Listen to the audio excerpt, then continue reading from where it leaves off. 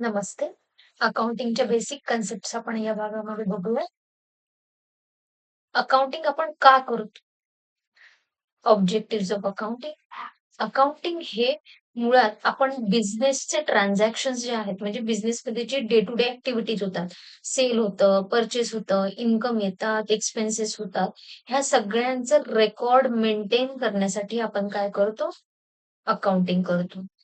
हे सगळं समराईज फॉर्ममध्ये अकाउंटिंग केल्यानंतर आपल्याला या वर्षामध्ये किंवा या पर्टिक्युलर पिरियडमध्ये बिझनेसला किती प्रॉफिट झाला आहे, किती लॉस झाला आहे, हे कॅल्क्युलेट करण्यासाठी आपण अकाउंटिंग करतो. नंतर बिझनेसची फायनान्शियल पोझिशन म्हणजे हा बिझनेस किती कमकुवत आहे, किती मजबूत आहे, हा पुढे कंटिन्यू करायचा का इथे स्टॉप करायचा? हे सगळे जे आहेत फायनान्शियल पोझिशन वरून हे निर्णय घेतले जातात. ही फायनान्शियल पोझिशन आणि निर्णयांसाठी डिसिजन मेकिंगसाठी आपण अकाउंटिंग करतो. आता अकाउंटिंग ह्या पूर्ण प्रोसेसमध्ये काय-काय स्टेप्स असतात. तर पहिली स्टेप आहे आयडेंटिफाइंग ट्रान्झॅक्शन्स म्हणजे आपल्याला सुरुवातीला पहिल्यांदा ट्रान्झॅक्शन आयडेंटिफाय करायला लागतं. म्हणजे हे पर्टिक्युलर ट्रान्झॅक्शन सेल आहे, पर्चेस आहे, इन्कम आहे, एक्सपेन्सेस आहे, हे आपल्याला फाइंड आउट करायला लागतं. एकदा अकाउंटिंग ट्रान्झॅक्शन फाइंड आउट झालं, आयडेंटिफाय केलं, की आपल्याला त्यावरून जर्नल एंट्री पास करावी लागते. जर्नल एंट्री ही अगदी सोपी असते अकाउंटिंगमध्ये. 2 इफेक्ट्स असतात. एक डेबिट असतो आणि एक क्रेडिट असतो. आपल्याला एका अकाउंटला डेबिट द्यायचं असतं आणि क्रेडिट. काहीतरी येतं बिझनेसमध्ये आणि काहीतरी जातं. ह्याचं फक्त आपल्याला अकाउंटिंग करायचं असतं. त्यानंतर लेजर, ट्रायल बॅलन्स आणि फायनल अकाउंट हे जर तुम्ही अकाउंटिंग सॉफ्टवेअर वापरत असाल, तर हे ऑटोमॅटिक एक जर्नल एंट्री पास केल्यानंतर तुमचे तयार होतं. Basic terms in accounting. आता अकाउंटिंगमध्ये कोणत्या-कोणत्या बेसिक टर्म्स आहेत? तर असेट्स, लायबिलिटीज, कॅपिटल, इन्कम आणि एक्सपेन्सेस या 5 इम्पोर्टंट आहेत. तर असेट्स म्हणजे काय? असेट्स म्हणजे ज्या गोष्टी बिझनेसमध्ये मालकाने ओन्ड केले आहेत, म्हणजे मालकाच्या मालकी हक्काच्या फॉर एक्झाम्पल बिझनेस स्टार्ट करण्यासाठी त्याने लँड घेतली.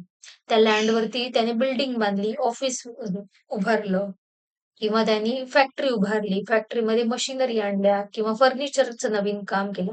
ह्या सगळ्या ज्या गोष्टी आहेत त्याच्या स्वतःच्या मालकीच्या आहेत. म्हणून त्यांना आपण म्हणतो assets. Things owned by the businessman म्हणजे ज्या स्वतःच्या मालकी हक्काच्या आहेत, त्यांना म्हणतो आपण ॲसेट्स. लायबिलिटीज. लायबिलिटीज म्हणजे एक्झॅक्टली अपोझिट ॲसेट्सची. म्हणजे जी काही त्याला देणी आहेत बिझनेसमध्ये. फॉर एक्झाम्पल बिझनेस उभा करण्यासाठी, लँड घेण्यासाठी त्याने लोन काढलं.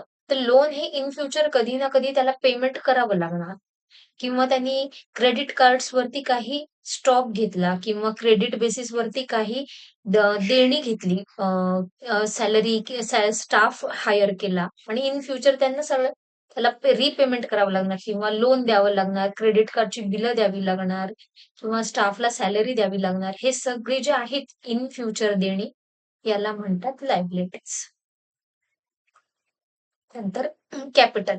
कॅपिटल म्हणजे बिझनेसमननी किंवा ओनरनी स्वतःच्या पॉकेटमधून काही पैसे जर बिझनेसमध्ये इन्व्हेस्ट केले असतील किंवा स्वतःच्या फॅमिलीमधनं काही पैसे त्यांनी बिझनेसमध्ये टाकले असतील, तर त्याला म्हणतात कॅपिटल.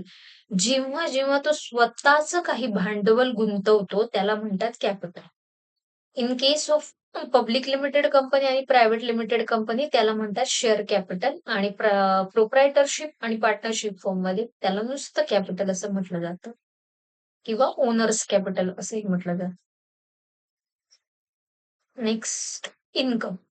इन्कम म्हणजे बिझनेस चालू केल्यानंतर जो काही त्याला रेव्हेन्यू मिळतो किंवा जो काही त्यातून सेल होतो किंवा जे काही त्याला गेन होतो, हे सगळं त्याच्या इन्कमच्या अंडर जातं. त्यांनी सेल केला असेल किंवा काही इन्व्हेस्टमेंटमधनं त्याला जर का काही इन्कम मिळालं असेल, फिक्स्ड डिपॉझिटचा इंटरेस्ट मिळालेला असेल, हे सगळं तुमच्या इन्कमच्या अंडर क्लासिफाय होतं. शेवटी एक्सपेन्सेस. एक्सपेन्सेस म्हणजे day to day business run करण्यासाठी त्याला जो काही खर्च द्यावा लागला. फॉर एक्झाम्पल त्याला सॅलरी द्यावी लागली, रेंट द्यावं लागलं, इलेक्ट्रिसिटीचं बिल द्यावं लागलं. हे असे जे काही खर्च आहेत ते सगळे एक्सपेन्सेसच्या अंडर क्लासिफाय. अकाउंटिंग हे इम्पॉर्टंट का आहे? सगळ्यात महत्वाचं, तुम्ही जो बिझनेस चालवताय त्यातून तुम्हाला प्रॉफिट होतोय का लॉस होतोय हे माहिती करून घेणं खूप इम्पॉर्टंट असतं आणि यासाठी अकाउंटिंग हे महत्वाचं असतं. सेकंड, तुम्हाला डिसिजन मेकिंगसाठी म्हणजे हा बिझनेस पुढे कंटिन्यू करायचा का स्टॉप करायचा, हा जो डिसिजन किंवा ह्याला एक्सपांड करायचं का आहे तेच चालू existing business as it is चालू ठेवायचा, हे सगळं डिसिजन मेकिंग जे आहे, एक्सपान्शन, डिस्कंटिन्युएशन, ह्या सगळ्या महत्त्वाचे डिसिजन्स घेण्यासाठी तुम्हाला अकाउंटिंग हे इम्पॉर्टंट असतं. नंतर टॅक्स पर्पजसाठी म्हणजे अकाउंटिंग केल्यानंतर जो काही प्रॉफिट लॉस आला त्याच्यावरती टॅक्स किती आला किंवा त्याला लीगल कंप्लायन्सेस काय काय करावे लागतील हे ठरवण्यासाठी तुम्हाला अकाउंटिंग महत्वाचं असतं. आणि शेवटी बिल्ड कॉन्फिडन्स फ्रॉम इन्व्हेस्टर म्हणजे जर का कोणी तुमच्या याच्यामध्ये बिझनेसमध्ये पैसे गुंतवले असतील किंवा इन फ्युचर कोणी गुंतवणार असेल आणि त्याला जर माहिती हवी असेल की ह्या व्यक्तीचा बिझनेस खरंच चांगला चालतोय का, मी जर पैसे गुंतवले तर हा मला रिटर्न करू शकेल का नाही, का माझे पैसे बुडतील, ह्या सगळ्या गोष्टींचा त्याला अभ्यास करण्यासाठी तुमचं अकाउंटिंग म्हणजे proper accounting balance sheet prepare असेल तर त्याला नक्की मदत होते आणि तो गुंतवणूक करण्यासाठी तयार होतो. आता अकाउंटिंगचे इतके सारे फायदे आहेत, पण त्याचे काही लिमिटेशन्स सुद्धा आहेत. म्हणजे अकाउंटिंग फक्त मॉनिटरी ट्रान्झॅक्शन्सच अकाउंटिंग करतो. फॉर एक्झाम्पल तुम्ही पर्चेस केला, रॉ मटेरियल्स आणले. आता रॉ मटेरियल आणल्यावरती तुम्ही इन फ्युचर त्याला कधी ना कधी पैसे द्याल किंवा ॲट द सेम टाईम तुम्ही त्याला पैसे द्याल. तर हे झालं मॉनिटरी ट्रान्झॅक्शन. एकतर तुम्ही चेक द्याल त्याला किंवा कॅश द्याल. हे जे चेक, कॅश जर तुम्ही मॉनिटरी ट्रान्झॅक्शन्स केलं, चेक आणि कॅश फॉर्ममध्ये केलं, तरच तो अकाउंटिंग रेकॉर्ड करू शकतो. पण इन केस तुम्ही त्या समोरच्या माणसाला म्हणाल, की मला तू काही माल दे, पण त्याच्या बदल्यामध्ये मी तुला काहीतरी दुसरा माल देतो." तर असे जे ट्रान्झॅक्शन्स असतात, की एक ते नॉन कॅश ट्रान्झॅक्शन म्हणजे त्यामध्ये तुम्ही कुठेही कॅश, चेक देत नाही. त्याच्या बदल्यात तुम्ही त्याला दुसराच माल देता.